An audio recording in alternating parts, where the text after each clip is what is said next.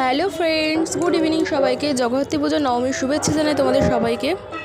তো আমাদের এখানে জগদ্ধাত্রী পুজো হচ্ছে, পাশে নয়েজ শুনে তোমরা বুঝতেই পারছো, তো কিছু মনে করো না, ম্যানেজ করে নিও।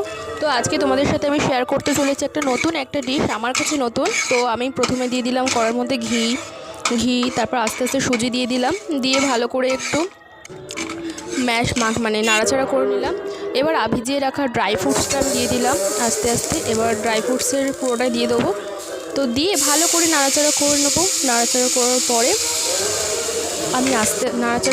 তারপরে আমি আস্তে আস্তে সুন্দরভাবে গ্যাসটা লো ফ্লেমে দিয়ে ভালো করে নাড়াচাড়া করছি, যাতে নিচে না ধরে না যায়, যাতে পুড়ে না যায়। তো এবার আমি একটু জল দিয়ে নিলাম, নইলে থিকনেসটা ভালো আসছিলো না, তো জল দিয়ে দিলাম। তো তোমরা যেরকম পরিমাণে সুগার খেতে চাও সেরকম দিতে পারো। আমি সামান্য পরিমাণে দিয়েছিলাম, কারণ আমি সুগারটা বেশি খেতে পছন্দ করি না, তো জন্য সুগারটা আমি অল্পই দিয়েছি। একটু ঘি দিলাম, এবার ঘি দিয়ে একটু নাড়িয়ে নিলাম, কারণ ঘি দিলে না নামানোর সময় একটা অ্যারোমাটা খুব সুন্দর আসবে, সেই জন্য আমি ঘি দিয়ে ভালো করে নাড়িয়ে এবার আমি নামিয়ে নেবো। হয়ে গেছে কমপ্লিট। এবার নামিয়ে তোমাদেরকে খেয়ে সুন্দর করে খেয়ে তোমাকে দেখাবো যে কেমন হয়েছে, জানাবো অবশ্যই। এবার রিভিউ দেবো। দেখো বন্ধুরা কেমন বানিয়েছি, কমেন্ট করে অবশ্যই জানিও। তোমরা কিন্তু কমেন্ট করছো না, কমেন্ট করো।